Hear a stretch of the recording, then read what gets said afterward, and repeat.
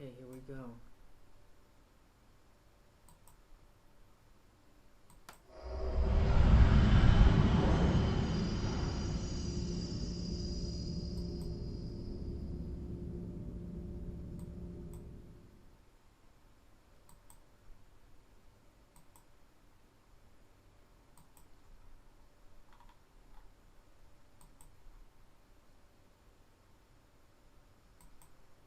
Hey everybody, welcome to Do You Believe, a live broadcast on ParanormalZoneTV. I want to thank you all so much for joining us tonight. And for those of you who may be new to the show, if you would please subscribe to my channel, I'd appreciate it. And please don't forget to give the show a like. And tonight, I'm really excited to present this topic tonight. And I have my great friend with me, Dave Spinks. And Dave is going to be my guest tonight. We're going to discuss this topic. Now, after we talk about the case, we're going to talk about possible theories and what could have possibly happened to these 5 men who disappeared and and mysterious deaths. So with that, let's bring on Dave. Hey, Dave. Thanks for joining us tonight. Hey, Dave, before we start the show, would you tell the viewers a little bit about yourself? Sure. I am ex-military, retired law enforcement officer of 20 years, and paranormal investigator for over 30 now. Been doing this stuff a long time. I research and investigate hauntings, cryptids, UFOs, and pretty much the whole gambit of the paranormal. And recently I've, became an author as well. I have so much information, I've decided to put some of that stuff in some books. Awesome, Dave. So, that's what I do. All right, well, so tonight our topic is, let me show this. This is the disappearance of 5 young men who disappeared in the Plumas National Forest. So let me tell you a little bit about this. In 1978, 5 young men from Yuba City on the way home from a college basketball game, they mysteriously disappeared into the Plumas National Forest in the mountains above Feather River in Oroville, California. These boys lived in Yuba City. Gary Dale Mathias, 25. Jack Madruga, 30. Jackie Huett, 24. Ted Weiher, 30. And William Sterling, 28. They had developmental disabilities, and they were enrolled in a gateway program for the mentally handicapped. Now, a month later, their car and 4 bodies were discovered in a field. They were frozen to death in spite of being so close to civilization. However, one body, Gary Dale Mathias, was never found. Their strange deaths have been since referred to as the American Dyatlov Pass incident because of the mystery surrounding the deaths. The mystery has very similarities. They share the strange deaths suffered by these Russian skiers from 1959, also in February. They were found frozen as well as these picture Chico University. Around 10 p.m. on February 24th, when the game ended, they stopped. Hold on. When the game ended, the 5 young men, they jumped into Gary Mathias's 1969 Mercury Montego. It was a turquoise and white 1969 Montego. And only Gary would be driving that car. He wouldn't allow anybody else to drive that car. They stopped at a nearby supermarket, and in that market they bought 1 Hostess cherry pie, 1 Langendorf lemon pie, 1 Snickers bar, 1 Marathon bar, 2 Pepsis, and 1.5 quart of milk. They then walked out of the store. They got back into their car. They drove south out of Chico, and they disappeared. The next day, when nobody heard from them, The families became very concerned, of course, and they called the police department. Now, Dave, I just want to touch a little bit on these boys. Just a teeny little bit of background before I go into this. Now, Gary Dale Mathias, he was an assistant in his stepfather's gardening business and an Army veteran with a psychiatric discharge from drug problems that developed in Germany 5 years before.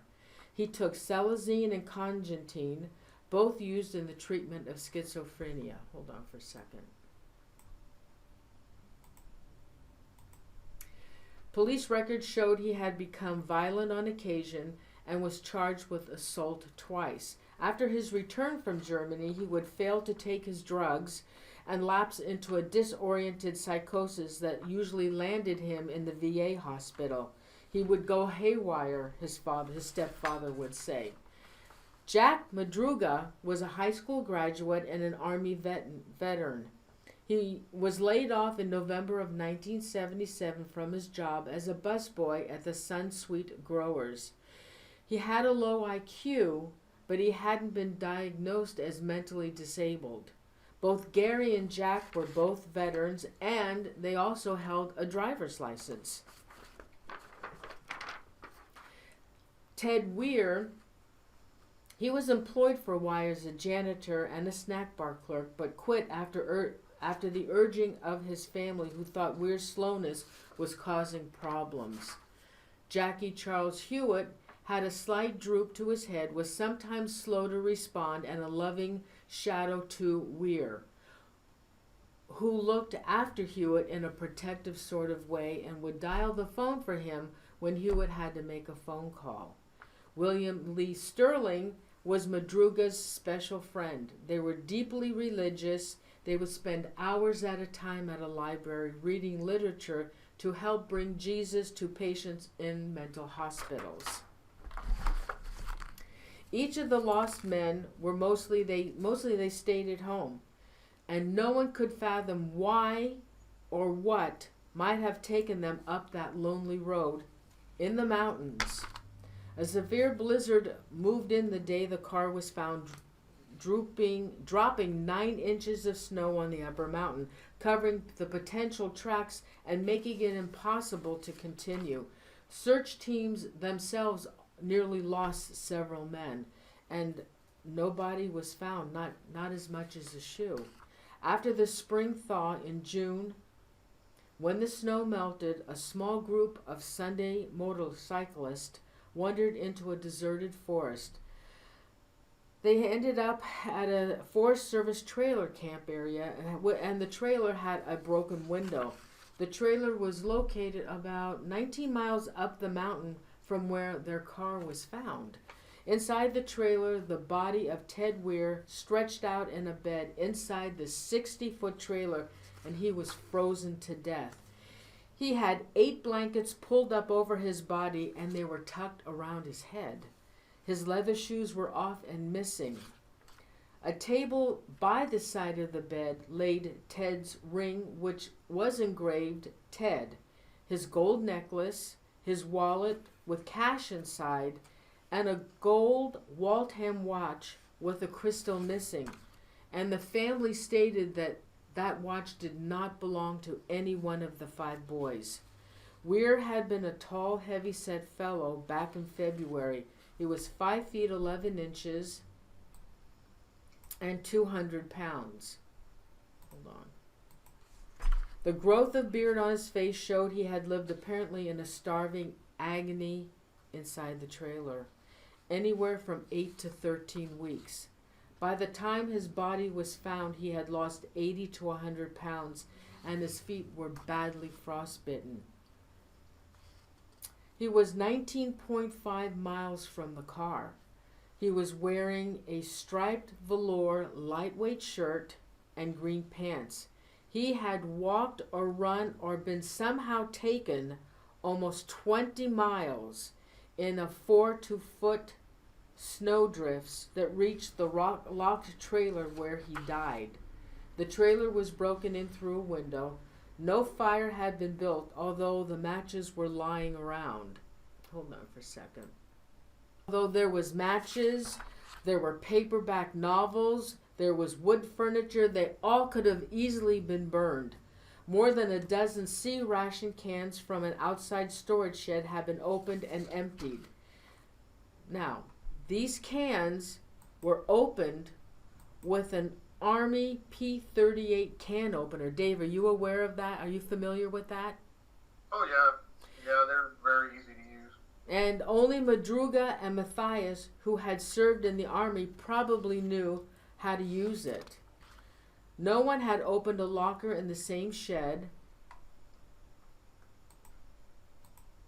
Hold on.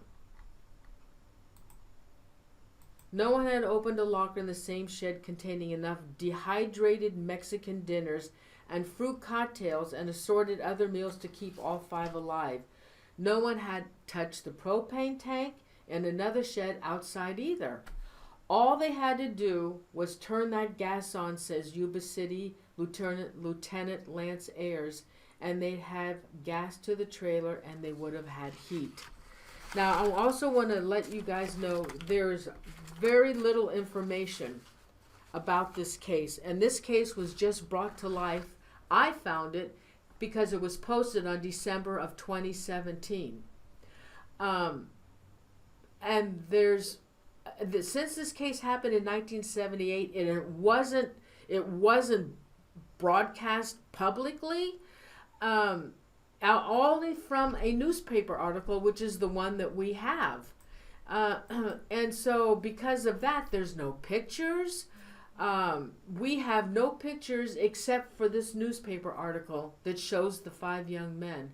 And that's all we can go by. So the pictures I'm using are pictures that we just grabbed from the internet, except for the Plumas National Park. And we do have a map. And I want to show you this map. This map here shows that from Yuba City to Chico, that's where they went. And then from Chico to Yuba City would have been their home, but they drifted off into Feather Falls up into the Plumas National Forest. Dave, did you see that article, newspaper article? And they have this piece of this little notebook that was written on. Did you happen to see that? No, I didn't see that one. Okay, so this newspaper article that I found on the internet, they also posted a picture of this little notepad. And I don't know whose handwriting it was, but on the note it says, "We're lost." And he spelled "we're," where, W-E-A-R, "we're lost." And then it says basketball, and because they were supposed to attend a basketball game the next day on February 25th, and they wrote on this piece of paper, basketball tournament, it's hard to read this, basketball tournament is Saturday, February 25th at Sierra College in Sacramento, Gateway Gators, and that was the name of the basketball team, which I thought was really weird, Dave. But Dave, you want to go ahead now with the story? Yeah, I'll just reiterate some of the stuff you touched on, most of the main things. So I think it's important to note that their family said that the boys had never done anything like this before. They were always on time. They, would show up to their basketball games, and then they would be home when they said they would be home. Mr. Huett was the youngest at 24 years old, and Mr. Weiher was 32, but their families called them boys, and they all lived at home. And the three of the 5 had been diagnosed as mildly retarded, as Maureen touched on.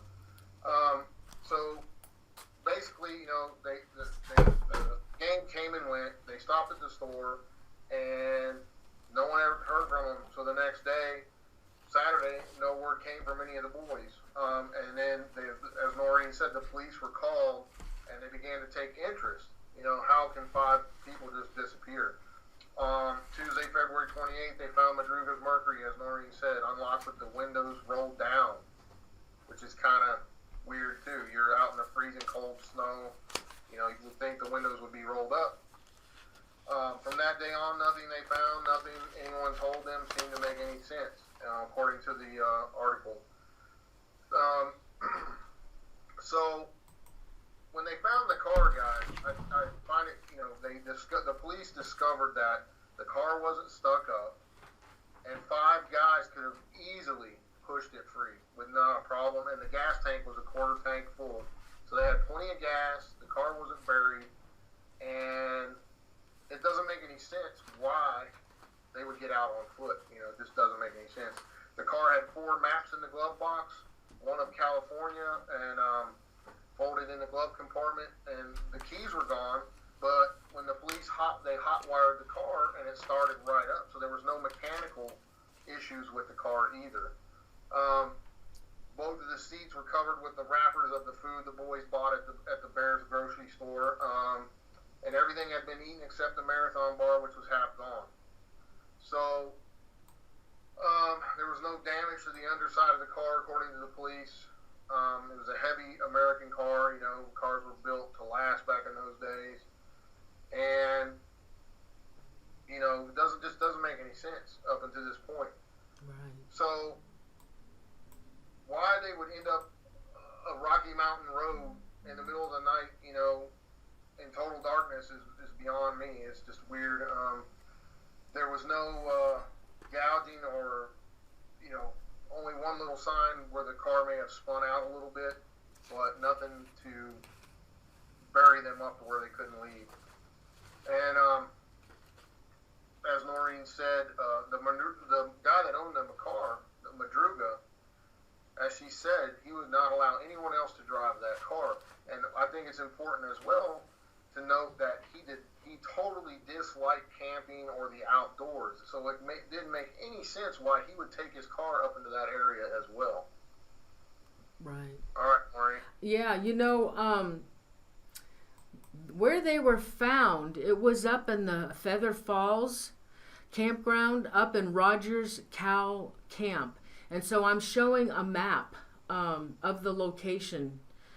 And like I said, they drove out of their way. And how Dave, they could have how could they have gone? I mean, they had to go in an opposite direction. They were heading home to come home after the game, but they ended up in a completely different direction. Let me just read a little bit more on this case, okay?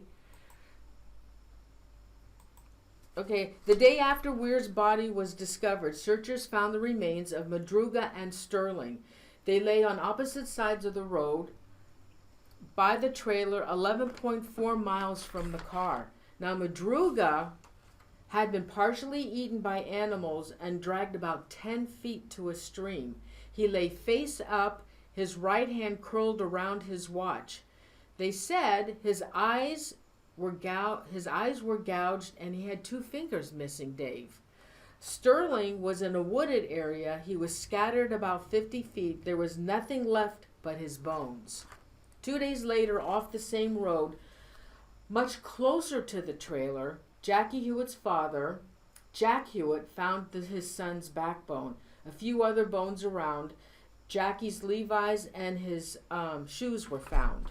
An assistant sheriff from Plumas County found a skull the next day, about 100 yards downhill from the rest of the bones.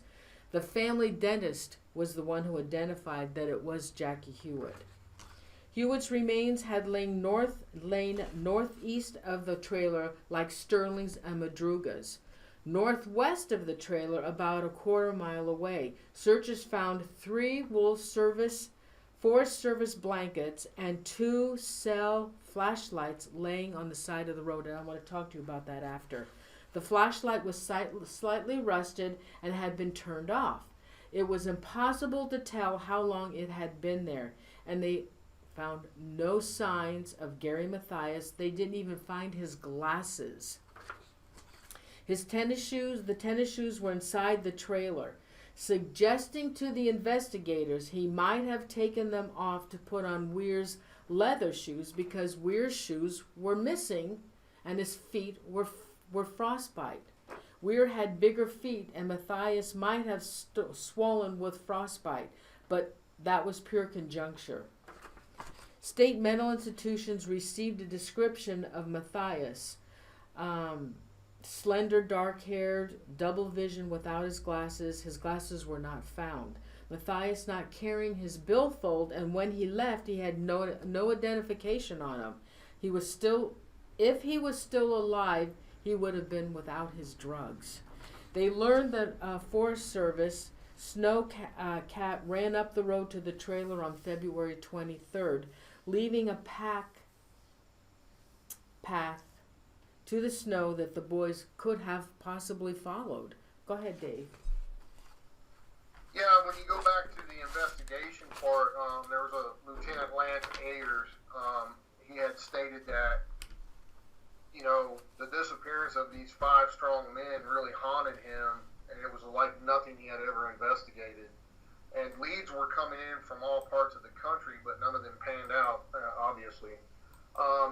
One witness, it was an incident that the night that the boys disappeared, there was actually a witness who said he saw them. This man was named Joseph Shones. He was 55 years old, and he told police that he drove his Volkswagen Bug up the same road at sometime after 5:30 the evening the boys disappeared, and he said he was checking the snow line because he wanted to bring his wife and daughter up that particular weekend. His car actually got stuck in the snow just above the line, and was about 50 yards beyond the area where the mercury would be found. As Mr. Shones was trying to free his car, he actually had a slight heart attack, and the doctors later confirmed this after he of course he became a suspect after he told the police he saw the boys. So when the doctors confirmed his story of having a heart attack, he was no longer a suspect. So he laid in his car for quite a while with the engine on and the heater going, and sometime during the night, he couldn't really recall because he was kind of a little bit in and out of it from the heart attack. He described hearing whistling noises a little way down the road, and he got out of his car. He saw what looked like a group of men and women with a baby, which doesn't really fit the description of the 5 boys. And he said they were walking in the glare of the vehicle's sunlight, so he didn't really get a good look at their faces or anything, but he heard, what sounded like a woman and a baby and some men. He said he yelled for help, but the headlights turned off, and the talking just stopped. So Mr. Shones got back in his car and laid down again. Sometime later, a couple hours, he said he saw lights outside his car window, flashlight beams, and again he yelled for help because he was pretty much out of it from having this heart attack, and whoever it was just walked on by and kept going. He said he laid in the car until it ran out of gas, and then while it was still dark, he walked back 8 miles out of the woods in the snow, having had a heart attack, to a lodge called the Mountain House, where he had stopped for a drink before heading up the road. Just below his Volkswagen, in the place where he had heard the voices, he passed the Mercury Montego, empty in the middle of the road. That is so weird. So friggin' weird. I mean, this case is just off the chain, does not make sense at all. Do you want to continue, Dave? Did you finish all of that? Yeah. I finished that part I wanted to cover. I'll go on to the next part. Later on, after not finding any trace of, what had happened, any more witnesses or whatever, they kind of started grabbing for straws. And they brought in what they call a water witcher from the town up north of Paradise. A significant amount of time came, and they couldn't figure out. They exhausted all their leads and whatnot. For the most part, the families and stuff had taken on what they call a water witcher. Okay, a water witcher, and they have them around here where I live, is someone that people would hire to come in and use divining rods to find water. And he would, whenever the rods would cross, he would say, okay, you need to dig here. And the folks would dig there and get their well water. They'd dig a well. So they brought in a well witcher. We call him water witch here. And he said that he could tune his rods in, his divining rods in, to find human remains, the minerals of humans that had seeped into the soil after they had died. So they brought this guy in, and supposedly it then led the searchers to a deserted cabin near the abandoned car, which is the cabin Noreen talked about. Then they found all the stuff that Noreen already talked about, okay? And I thought that was an interesting piece. That's why I wanted to mention it, how they brought in this person to do that. Then Madruga's mom, she was very adamant. This case has so many questions that are unanswered. Why would these 5 boys, 2 of them being military veterans, get out of a perfectly warm car, traverse uphill through 5 to 10 foot deep snow drifts, and travel almost 20 miles away from their car uphill? Okay, it makes no sense whatsoever, especially 2 of the boys being military veterans. They knew better than this. Their easiest route would have been to turn around and go back down the hill, the way that whence they came. If the car was broke down, the car was not broke down. There was nothing wrong with the car. They could have started it up, and if it was stuck, 5 guys could have pushed it out of the area it was stuck in. So, a lot of questions here. Madruga's mom was very adamant, saying that there's no reason these boys should have been up there. They never go up there. Madruga hated the outdoors, period, and had no reason to be up there. Yet she very adamantly she stated that there had to be some type of force that made these boys go up there. Now that could mean many, many different things. There was a Lieutenant Ayers that was assigned to the case, and he said he was left very haunted by this case because it makes no sense how these 5 boys just disappeared like they did with no trace for so long, and what would have made them, do what they did. It just doesn't make any sense, and it left, it was unlike anything he ever investigated, according to him in a statement he made. Yeah, absolutely, absolutely. And not only that, they're thinking that, like, one of them was running up that hill. Could have been walking or running from something, but what? The thing is, they did not stay together. They were all found in separate locations. And why the one was in the trailer. Now, he found that trailer. He got in obviously through a broken window, and he found that trailer. But what about the others? What about the others? And the thing about it is, Dave, the car was abandoned. There was gas in the car. The car was not stuck in the snow. Why in the hell would they have gotten out? And the thing is, now they did, I wanted to talk to you for a second about those flashlights they found. The flashlights kind of go back. I don't know if they heard the part where we talked about Mr. Schoen having the heart attack. I don't think they heard that. Let me tell that part, and then you can talk about the flashlights, because I think that's a connection somewhere. You know what I mean? Yeah. So there was a man who, the same night the boys disappeared, who drove his Volkswagen up the same exact road that the boys were on when they disappeared. He told police that he wanted to check the snow line because he had planned on bringing his wife and daughter up there coming up the next weekend. And while he was up there, he drove a Volkswagen up there. It became stuck, and while trying to get his Volkswagen out of the snow, he had a mild heart attack. Okay, and he became very weak, and it was very cold, so he got in his car and he just laid down and tried to rest because he knew something was bad wrong with him. And after laying there for several hours, he said he heard what he described as whistling noises, and sounded like a group of men and women and a baby, which makes no sense because it was 5. There was a blizzard that night, Dave. Right? Yeah, and it was in a blizzard. Why would they be up there? So he said he saw what the shadows of these people standing in the glare of their vehicle's headlights, but he couldn't make out their faces because they were standing in the light and the light was blinding him. So he yelled for help, and all of a sudden the headlights of that car went out, and the talking just stopped. Because I guess maybe they didn't realize he was there, and they were up to something or whatever. Who knows?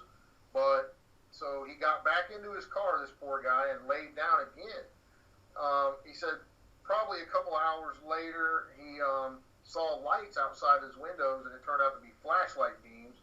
And again, he yelled out for help. He needed help. He had a heart attack, and the lights went out, and whoever was out there just simply vanished and walked away. And he stayed in the car as long as he could to stay warm, and he actually stayed there till the car ran out of gas. He got out of the car and walked 8 miles back to this little lodge called Mountain House. Yeah. And where he had stopped earlier for a drink on his way up there, and he actually, it was amazing the poor guy didn't have a massive heart attack after he had a mild one and walked back that far. I know. So go ahead. And as, just below his Volkswagen when he started walking out of there is where he came across the Mercury Montego sitting empty in the middle of the road. So that was the closest thing they had to a witness that possibly saw some of the boys that night, the night they disappeared. That's the only thing they had, Yeah. And the doctor, Mr. Shoney was also obviously a suspect at first because he was the last person to maybe see the people. But when the doctors confirmed that he, in fact, did have a heart attack, there was nothing else, nothing else they could tie him to or anything like that. So. Well, obviously, when they found the flashlights and they found 3 Wolf Forest Service blankets out in the snow. Now, how did those blankets get there? Where did the flashlights come from? I'm thinking it would have come from the trailer. I'm thinking. So if that's the case, but Dave, if that's the case, then they must have sometime been in that trailer. Yeah. The thing about it is also, like we said, the car was not stuck in the snow. It had a 3/4 of a tank of gas. They could have, there was no rhyme or reason for them to even get out of the car, and they could have stayed warm by turning the car on at least until the gas ran out. But they could have taken off. They could have gone back down on the road. Yeah, and then like going back to the 2 guys who were military veterans, those guys they're trained that they don't even they had way more than they needed to survive up there. For the entire winter, really, those guys were trained to build fires with nothing and everything else. The whole thing makes no sense whatsoever. None whatsoever. Also, there in that area, we were going to touch on this. The Keddy Resort murders are also in the same area, and these 4 were killed. They were bludgeoned and knifed to death, except for the little girl. She was found 3 years later with her head. Her head was disembodied. So, but this was you mean she was decapitated? Decapitated, yeah. And they found her head in the creek or in the forest, but wasn't with her body. And the thing is, this was an also unsolved murder. And from 1981. So, and this is also up in Plumas National Park, which is very strange. So now you got to figure, okay, during this case, they brought in teams from all over the place, from San Francisco, like you touched base on. They had people all over that mountain, like you said, and they couldn't find any. They found what they found in the spring, fall. They didn't find anything right away, because the snow was just too deep. And then they almost lost rescue guys during that whole search. Right. So they never found anything of Mathias, and he's still on the National Missing Persons list to this day. They never even found, like me and you talked about, they never found one trace of him, not his glasses, not anything. They brought in dogs, they brought in everything you would think to find something on this guy, and never found nothing. So you got to start asking questions like, what are some of the theories? What could have caused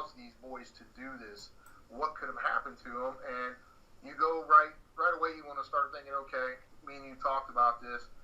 Was there any serial killers working that area during the time? Yes, there was. There was a man by the name of Silveria in that area who was suspected in 17 other slayings, but they only caught him for 3 because he turned himself in.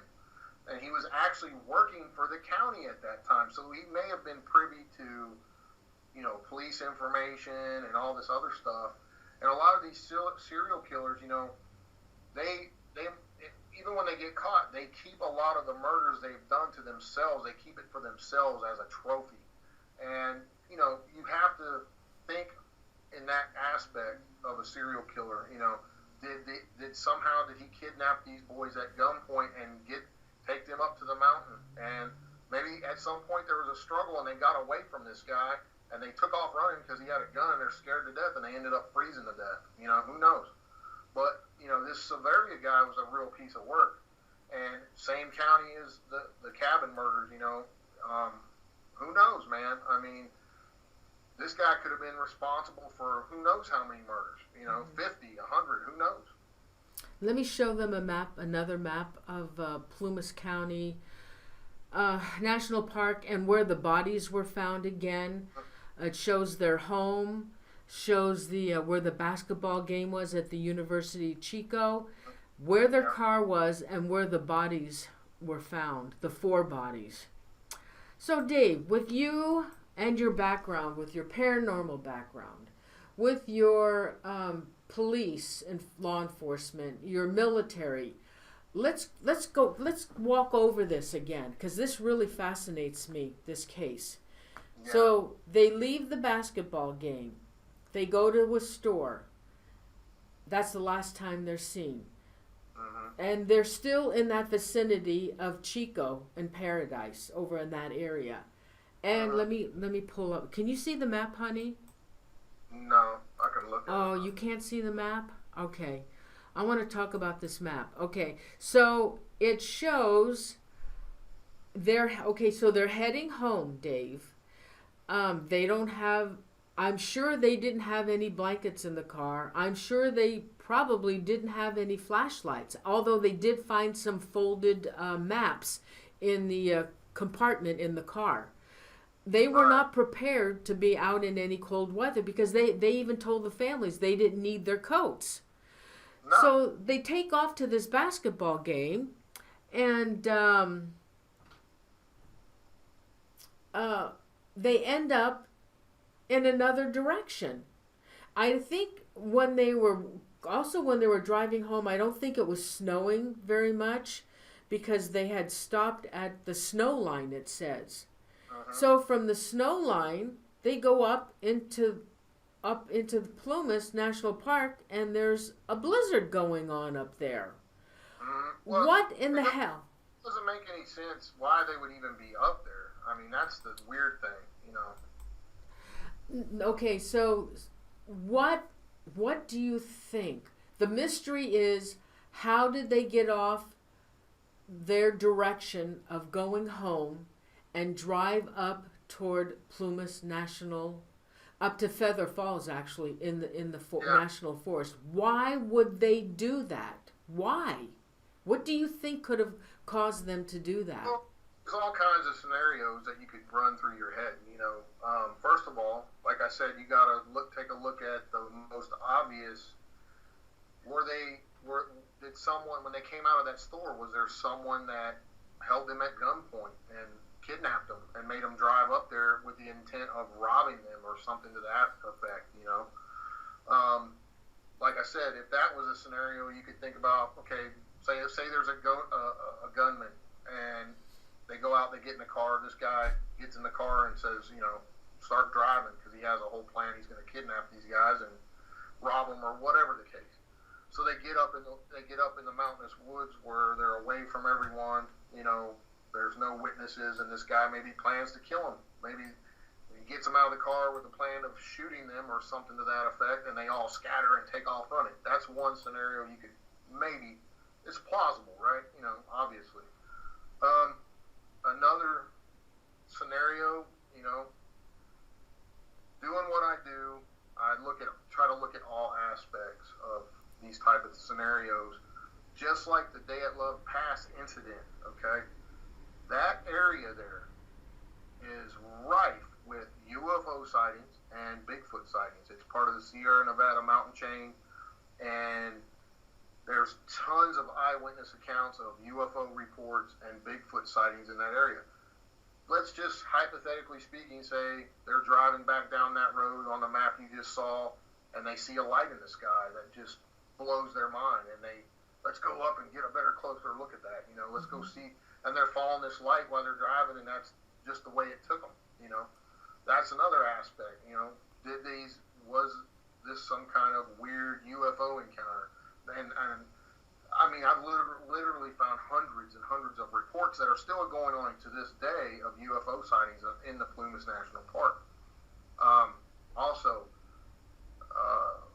recently a well-known guy, has talked about a lot of cases of people going missing in the national parks. And you just found a new one in that area recently of a person going missing up there. What it is causing people to go missing in these national parks, there's all kinds of theories. Some folks have reported seeing Bigfoots, even in some of the national parks around where I live here on the East Coast. A really famous story we did on your show of a little boy who a witness said they saw a large hairy creature carrying a young boy off on its shoulder. You got to take a look at all these things outside the box. Is it paranormal related? We don't know. It's awful strange to me how 5 people would come up missing for no apparent reason. The car wasn't stuck, and all the things we've covered. And the one guy, Mathias, no trace of him has ever been found. Was he some kind of alien abductee? We don't know. But you have to take all this into consideration. Also, what I find very weird is it's almost like it was a cover-up. After a certain amount of time, you heard nothing else about this. There's no newspaper articles. There's no anything to find. Why would there not? There should be an open case today with 5 different people, 4 of them dead and 1 completely missing. Why isn't it still being talked about today? Why wasn't there more? Dave, actually, honey, it's not being talked about. This came to light. Somebody posted it on the internet. It was an article from December 2017. It just came to light. It was washed. It was swept under the rug. It's like some kind of weird cover-up. It doesn't make any sense. So was there something going on with the government up there at the time? What was it? Well, the same thing happened with the Dyatlov Pass with those 9 skiers. They also scattered. They didn't stick together, and they scattered, and their bodies were found in different locations.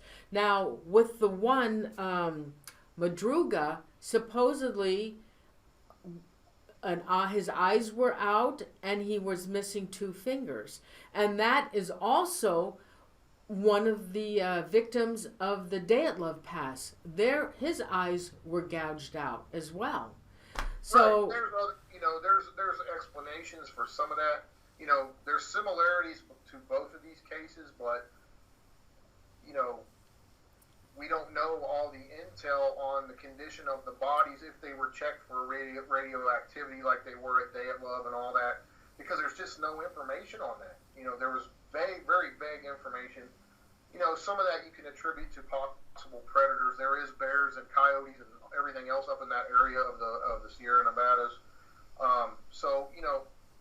But for 4 guys to just turn up dead, 1 guy completely missing, and not more coverage, not more news articles written, not more news stories done on this, it makes no sense to me.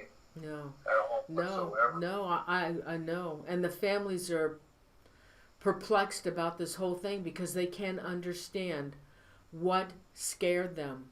What would have made them do that? It's not like them. And 2 of the guys were Army veterans. Even though they were mildly retarded, they had issues, whatever, they were still, athletic. They played ball together. And the 2 Army guys, they had already gone through training. And 1 guy was in the Army for 5 years. So it would have took a lot to scare these guys. It had to be something to the effect of someone was going to kill them, or shoot them, had a gun to them, or to me, it could have been paranormal or supernatural in nature. But Dave, there was evidently, well, I guess because the one fella, all they found was bones, and his bones had been scattered, but an animal could have done that. Right. And I didn't read anything in this article where there was any foul play. Right. That was another thing too. They couldn't prove it was foul play, and they couldn't disprove it was foul play. They really had no evidence of anything to that effect. The body of was it Huett that was found in the no, it was Weiher was found in the trailer, in the abandoned trailer. But they found his body frozen. He was frozen. They didn't talk about any kind of gunshot or bludgeon to the head or anything, just that it was a frozen body. Now, Dave, if somebody was after them to kill them, there was no marks. No, and it's just mind-boggling that they had all the food they needed. They had something to keep them warm, and why? Now if you think about this, if you're hiding from something or someone, you don't want to start a fire because they'll see the smoke, and that'll give away your location. You still could have eaten, you could have eaten the rations that were in the trailer, but it just doesn't make sense. It's just mind-boggling that, if you're starving to death and there's some food there, you're going to bust it open if you can't figure out how to work a P38 can something opener. Yeah. By God, you're going to take everything you got and bust that open and eat. I agree on that. Totally agree. And the thing is, Dave, why would these 5 fellas, why would they separate? Why wouldn't they stick together? And the thing is, also, hey Dave, I'm sure, I bet you anything they did not have a flashlight. How did that one guy, maybe he just stumbled upon that trailer? He was lucky enough to stumble upon the trailer, and maybe that's why the others were scattered, because there was no light for them to see. But don't you think they would have been yelling for the other person? The thing about it is, I don't know, in a blizzard, I'm not sure if you can hear. Unless, think about it, 5 guys together, if they're just lost and they're trying to find shelter for whatever, God knows whatever reason, they would have stuck together and walked out together. They had to be scared to death of something to run and scatter like that. That's the only thing that makes sense, okay, to that point. Why would they scatter? Is because they were scared of something. They were running for their lives. Obviously, if you are out in the cold and you have to traverse 5 and 10 foot deep snow drifts uphill to get away, you're getting away from something that you think in your mind is going to kill you. Mm-hmm. That's the only plausible explanation. They were running for their lives. Yeah, they were, Dave. They were. They absolutely were. But of what is so strange? The whole history of the whole thing. And the thing about it is, it's very little information. There's one article, and then from there, other people have copied that same article, and there's been a couple other articles that have copied each other. And when you copy, information kind of gets turned around and other stuff added to it. But there is no new information on the case. There are no pictures. The only picture there is from this newspaper clipping. I forgot to tell you. Let me tell you this. What? I actually tried to contact some of the national park people out there, and they refused to comment on the case. Really? Yeah. They referred me to the Freedom of Information Act and all that. The one guy actually acted like he knew something about it, but he refused to comment on it. No kidding. Yeah. It was pretty compelling and just kind of disheartening at the same time. But what are you going to do? Those guys aren't allowed to talk about things they know because they can lose their jobs. So I don't know. There's all these different theories out there on some of people going missing all the time in them. There's actually thousands of people missing from these national parks. Excuse me. What is it? What is going on here? Excuse me. Well, what about the families? Don't you think they would have been hounding the sheriff's department and the national parks? Oh yeah, obviously. Well, there was, who knows what explanation they were given. Once they buried them, I would want, me personally, I would want answers. What happened to my son? I want to know. And I would have pursued it till the day I died. That's just me. Did they just accept the explanation they were given and go on with their lives or what? But the one guy, like I said, Mathias, he's still on the National Missing Persons website, as missing. And he was one of the Army veterans. Now, he, like we discussed, he had been diagnosed with schizophrenia and whatnot, but maybe somebody will come across his body one day in the woods. We don't know. Until then, he's missing. Doesn't make any sense. It's just a very perplexing and just astonishing case. And it's almost like it was swept under the rug. Mm-hmm. Doesn't make any sense. It's fascinating stuff, but it makes you want to know more. Oh my God, absolutely. And by now, there might not even be any bones left, Dave. It's been so long. Yeah. There's thousands of people. If anybody, you can go on the missing persons on the FBI site, and you can look this up at how many people come up missing every year, and it's actually astonishing, the numbers. A lot of them are people that they want to take off and disappear, but a lot of these folks are never found. Never found, and it's just amazing, the numbers. It's in the tens of thousands, folks. People just come up and there's never any trace of them ever found. Mm-hmm. And it makes you wonder what the hell is going on in this country. This is the year 2018, by God. You would think we could find anybody with today's technology and whatnot. I want to tell you something, Dave. Last night on the news, another fella is missing from Yosemite National Park. He went out the other day to go hiking in Yosemite, and they can't find him. He disappeared. And that's another one of those cases in the national parks. What is going on in these parks? I know, absolutely. It's thousands of people missing from the national parks. I know. Obviously, some of them would possibly be from predators like mountain lions and bears. But that number has got to be very small in nature. Oh, yeah. God. Well, Dave, that was a fascinating case, and if we ever get any more information, which I doubt we will, I would love to reopen that case on air, but I don't think we'll ever get any more information on it. No, I'm going to pursue some other things on it just to see if I can make contact with some of the family members, if there's any left at this point, but who knows. And maybe we can try to reach out to one of the officers, if they're still alive, that investigated it, and see what they believe, what their thoughts were on it. Well, I found a website where this fella is a film producer, and he wants to make a documentary on this case, and I wish him all the good luck in trying to get information about it. Yeah. I hope he does uncover some stuff, because it would be very interesting. Even if it, throw aside all the paranormal, supernatural stuff, just to find out if there's some kind of serial killer connection would be very eye-opening. Like I said, who knows? You could throw out all kinds of different scenarios there and theories of what happened to these guys. Why did they end up there?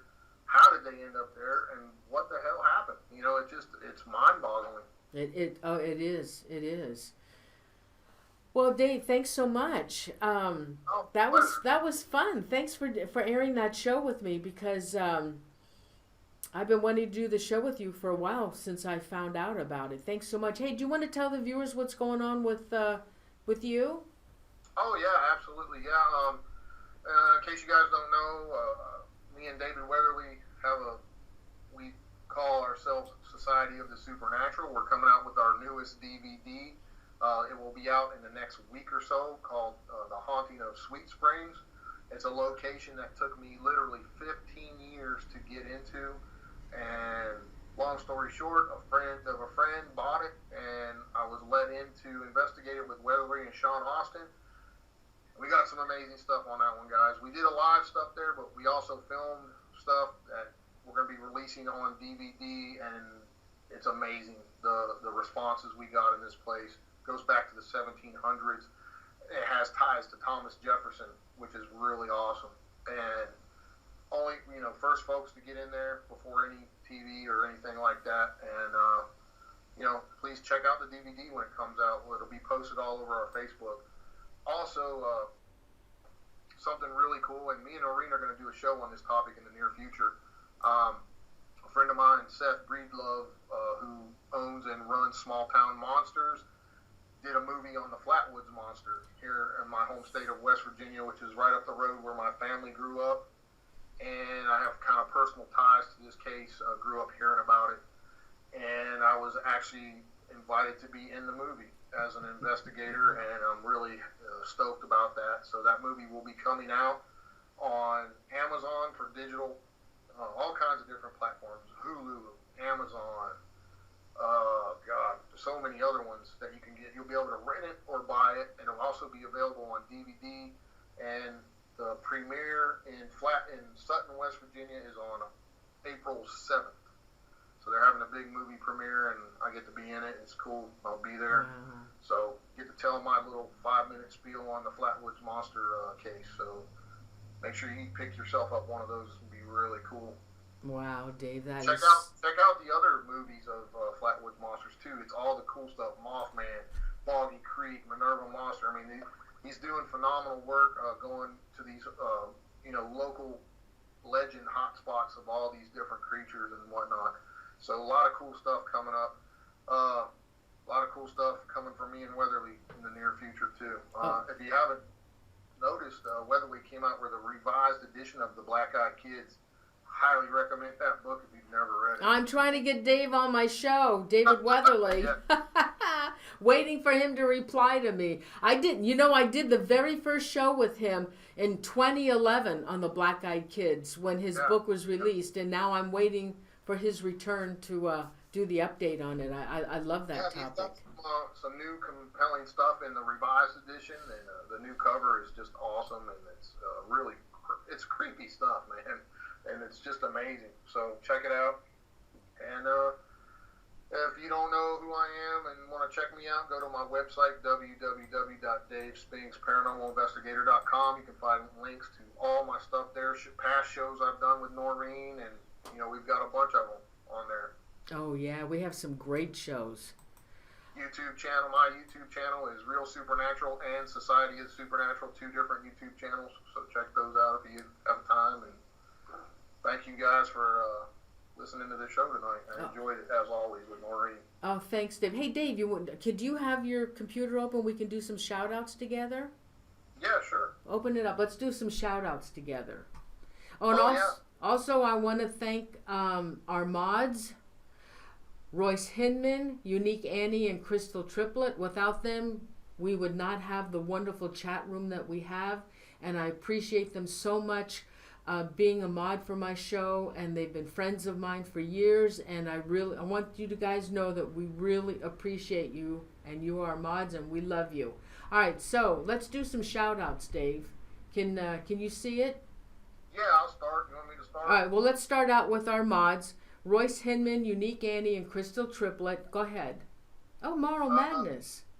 B3 Airspace, Pamela Rainey, Moro Madness, Carrie Y, Fungi, Zoe Small, Elaine Michael, Katie Palmer, Andrew Cox, what's up?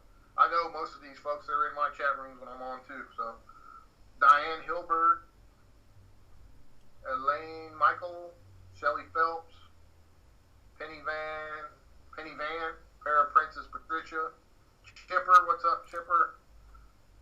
Ginger, Jessica Luna, it's going fast now, Lisa Johnston, Charmy Charms, I can't keep up, Shelly Sykes, Dandelions Vlog, Nanny, what's up, Nanny? Maria Sandra Amador, Phil M,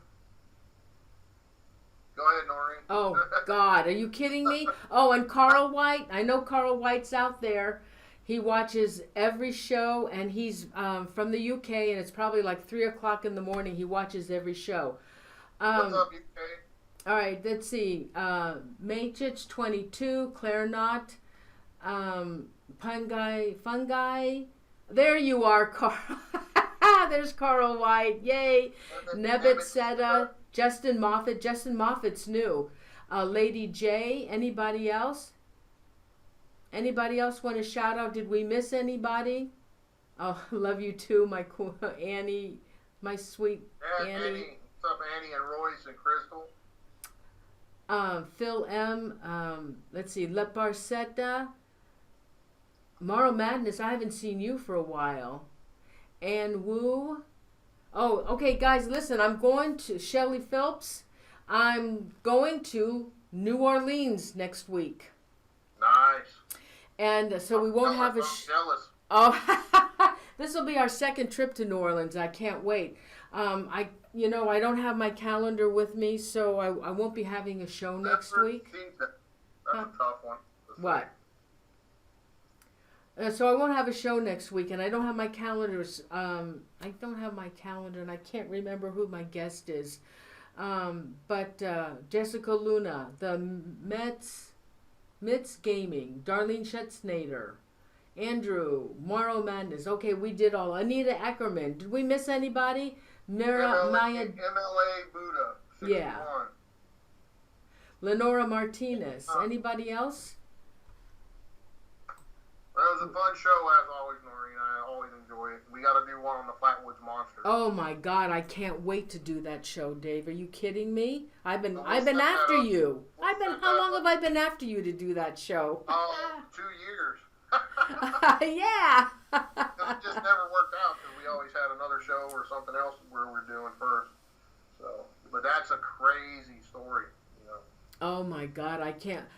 I don't want to tell the viewers about it because I can't wait. They'll be surprised when they hear the story, and I can't wait. Yeah. I know, Shelley. I didn't think about it. Oh my God. I'm sorry. I'm sorry I didn't keep my calendar here. I was so busy getting this show put together. Sorry, guys. Anyway, and don't forget, you can send us. You can sign up for show reminders. Go to ParanormalZone.tv and click on the tab. Show reminders. Oh God, you know what? Royce just reminded me. Super chatters. Oh my God. Thank you, Zippy Davis. She donated $3 and Shelty Shangri-La donated $5. Thank you so much. That's awesome. Oh my God, that's awesome of you. Thank you so much. I don't want to tell you how much it costs me a month to run a live show. It's very, very expensive. But I appreciate that. We don't make money doing this, guys. Yeah, YouTube took the money away. Even though we put ads on our shows, forget about it. I'm telling you, YouTube takes all the money. Lost volume. We lost volume? Oh, it came back. Oh, okay. Anyway, thank you so much. I didn't even know if anybody saw that down there. That was really, really nice of you. Thank you so much. Thank you. All right, so I am going to go now. What do you think, Dave? That's a great show. Say goodnight with everybody. All right, so say goodnight, Dave. Everybody, we're going to say goodnight, and thank you so much. We love you, and thank you so much. I'll see you in a couple of weeks, and I'll be posting the show. Don't forget to watch for that. Night, everybody. Thank you so much. Love you. Good night. All right, hold on.